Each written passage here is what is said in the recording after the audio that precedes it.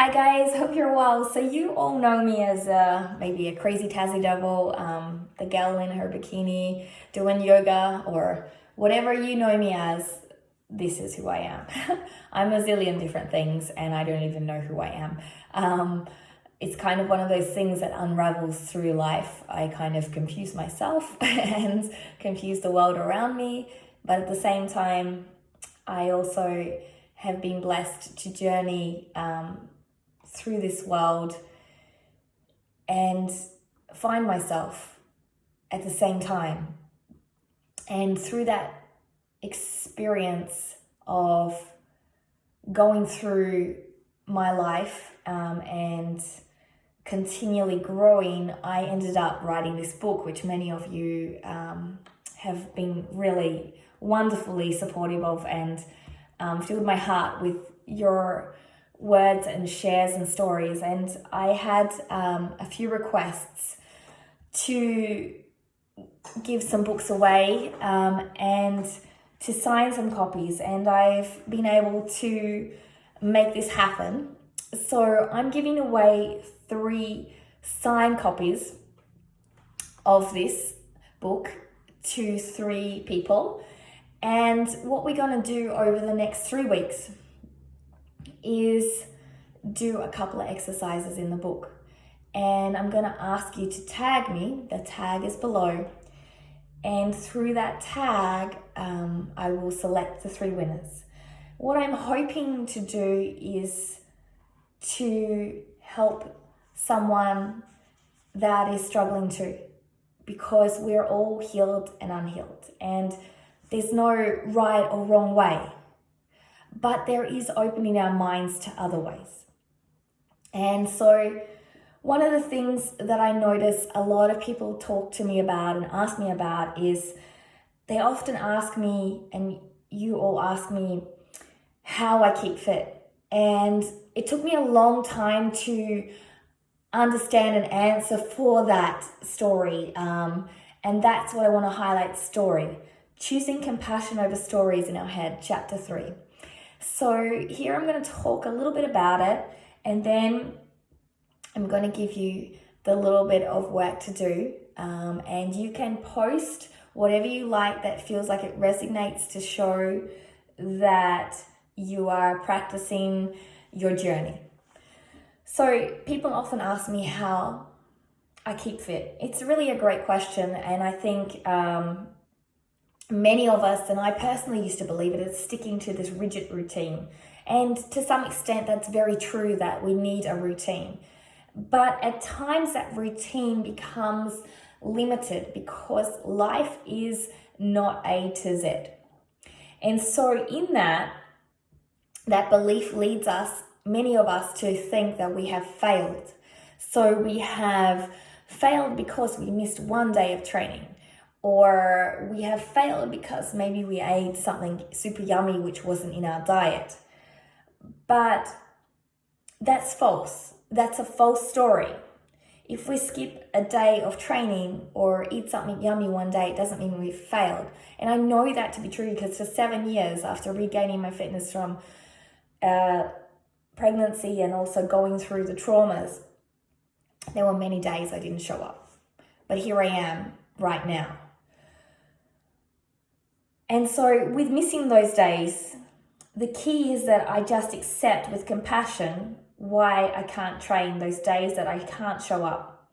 And I choose to let go of the worry attached to it. Otherwise, what happens, and I think we've all felt it, is a sense of guilt. A sense of guilt that we are not living up to our expectation or the stories in our head. And that sense of guilt tends to lead us to stopping.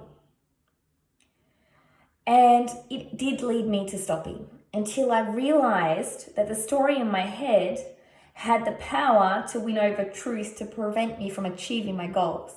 So the mind doesn't know the difference between reality, and so the reality in our mind and the reality out there is all determined by the reality in here. So once upon a time, fitness of a beautiful human used to be all about the abs a couple of years ago, and now it's all about the booty. But a beautiful human and a fit human doesn't have to have a popping booty.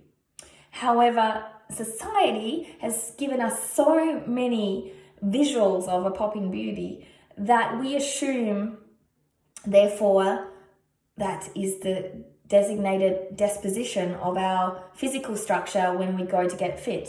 Or it's given us so much vision of non-cellulite bodies or perfect Photoshop bodies that our reality believes we can't cut it, because when we see our body without the Photoshop, that's what everyone else sees, but on social media, it's become our only image of fitness. So those stories often prevent us from our goals.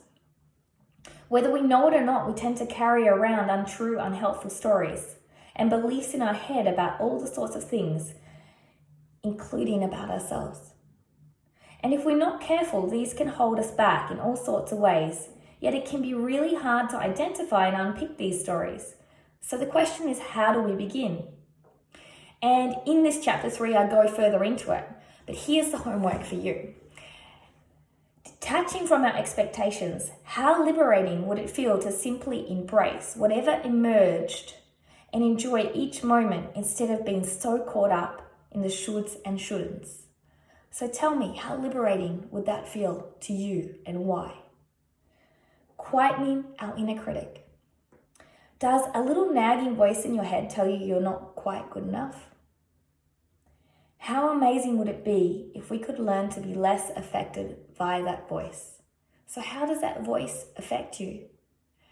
And would it help you if you weren't affected by that? Letting go of judgment.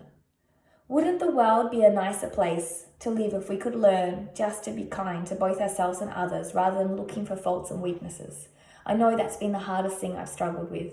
If I was in the moment of feeling compassionate to myself, someone else would surely bring me down. And I found that the more I hated on myself, the more I judged others.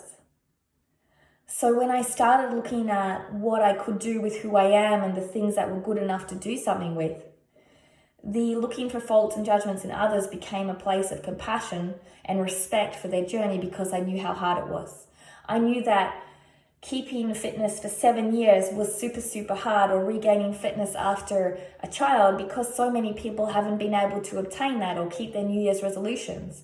So instead of thinking it was easy or looking for something that was wrong in that person that inspired me, I started to see the incredible awesomeness that had created that. Not easiness, but awesomeness, dedication, and hard work.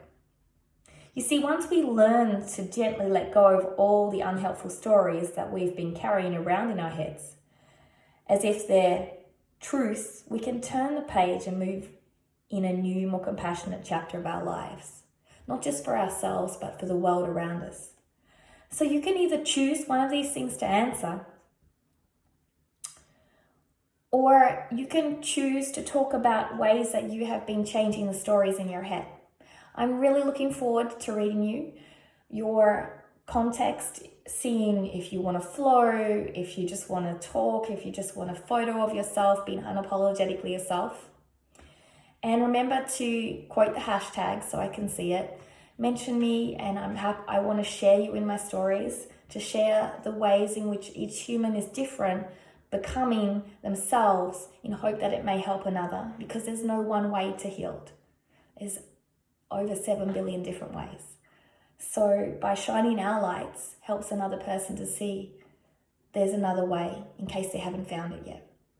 So look forward to seeing your posts. This is number 1 and I will keep you posted for number 2 coming soon. Thank you for joining me, and I hope that you are having a beautiful day. Ciao.